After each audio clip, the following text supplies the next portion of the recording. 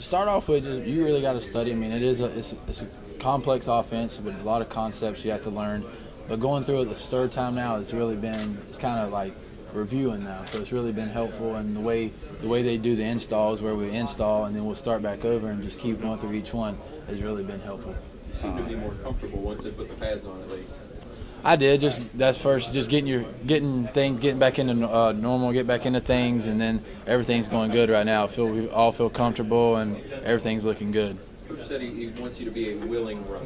What does that mean to you? So if guys are open, throw the football. But if you don't have guys open and you have to run, take off and run and get a first down.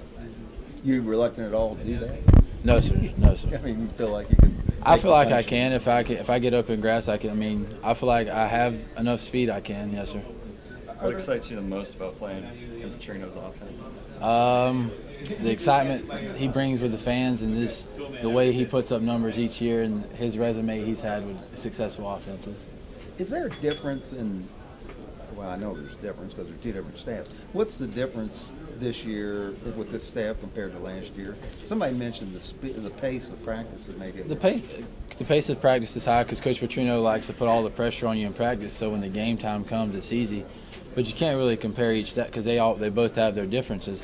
But I mean, the guys are excited and the guys are balled in, so that's all you can really do. As long as the guys are really buying into what the coaches are bringing to the table, then everything's going to go good. Feel pretty. Sometimes in practice, the detail that the coach will catch. Can you think of a time maybe that he caught something that you thought, I didn't even see that?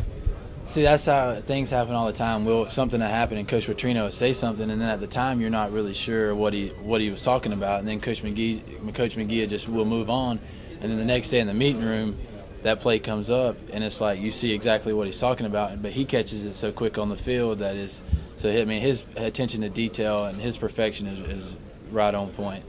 How much does it take to get used to that level of attention to detail? It's different. I mean, you got to get used to it, but you adjust quickly because you know you have to, or you won't be here. So you just kind of got to go with it. Well, your comfort level from Monday to today, I mean, how's it changed? It's changed a lot. I mean, I just have to. I felt comfortable, but I got to still go out there and have fun. You can't. We're still putting in a new offense, so you can't really stress about it. But you still have to be able to kind of have a sense of urgency, but still be able to have fun. And did you say like put the pads on maybe felt a little bit more at ease? Yeah, I felt more at ease with pads just because it's normal. You're used to playing in pads. When you get out there and just helmets and jerseys, it's kind of different. So being in full pads really helps. Do you see any similarities between you and Teddy? I mean, two different kinds of quarterbacks? I really, as far as like play, just how the type of player you are, type of quarterback. I try to learn as much as I could for him. So it would help my game. So I think there would be some similarities. So but I don't really. Hard to put your finger. It's hard to really put a finger on exactly what. What did he do most effectively? That if you could take one piece of his game and say, I'm adding this to me. Just the way he carried himself, just how calm he was, never got rattled. He was always comfortable. Something went bad, you wouldn't have known it by him. So just always staying calm and just. When things get rough, you're still out there making plays, so you still got to carry yourself well. You pretty calm? Are you pretty calm? Yes, sir. I try to be. I try not to get too aroused. So. Really? Yes, sir. What do you think the moments are going to be like? Leading up to that first game. Obviously, I got to imagine this has been a long time coming for you. Just from high school, coming through and being possibly the starting quarterback. It's gonna have excitement, but I know I can't let it get to me because I got guys around me who are great guys and great players, and they're gonna help me. They're gonna take a lot of pressure off of me. So I just got to go out there and have fun because at the end of the day, it's still football. It's a thing you done when you were a little kid, and you still got to have fun doing it. When you came here, Will, what were your thoughts about your future here? I mean, did you envision sitting 2 years and then playing, or playing? Not right away, I don't guess, because of Teddy. But what were your thoughts? I had a good idea that I would have to at least sit 2 years, and then I knew I would probably redshirt just to have an extra year. So, yes, sir, I knew I was going to have to sit a little bit, which I was fine with because I could learn and develop as a quarterback. you were okay knowing that, because a lot of guys want to come in and play right away. Oh, I mean, I'd have liked to have played right away, but I got here and had another knee surgery, so that kind of set me back a little. And I knew after that I was going to have to sit after the knee surgery. How do your knees feel now? Feel wonderful. I mean, I don't have any problems out of them. I've actually run a faster 40 now, and I feel like I'm faster than I ever was. So they're doing really good. What is your 40?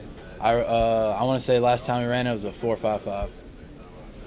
I thought Coach threw 4.58 out there, so he's slowing you down a little bit. Maybe a little bit. I think we ran 2 times, and they take the fastest time, and one was a 4.58, another one was a 4.55. So I'm gonna stick with the 5.5. How much pressure is there to play for Bobby Petrino, to be a quarterback for Bobby Petrino? Because he wants to. Coach McGee was saying that they want to put in practice. They want you to feel all the pressure. That's the biggest thing. Like, you feel more pressure in practice than you ever do. That's like when the spring. I mean, I can only really compare it to the spring game because that's all I've really had under Coach Petrino. But the spring game was easy because there wasn't hardly any pressure because he put all the pressure on you in practice leading up to it. So he does put a lot of pressure on you in practice, which is good because it'll make the game easy. I've had quarterbacks in the past say, he tells me this guy will be open, and then he is. What kind of – have you seen that? Yeah, sir, because he'll call a play, and because when he first got here and was first going through spring, and we wasn't really on the same page a lot, and he would call a play, and he'd look at me like, you don't really realize why I called that play. This guy's going to be wide open. And the more you go, you realize when he calls that play, that guy's going to be wide open. So you really got to be on the same page with him and learn from what he's telling you. Anytime there's a coaching change, there's always a little bit of, how soon do I trust this guy, this new coach, and all that kind of thing. Does that help with that process when time after time he says this guy's going to be open and he is? Yeah, so it helps a lot because you start believing in the things he's telling you, and because he hasn't let us down yet. So you really got to trust in him because at the end of the day, they're going to make your job easier and make your career better.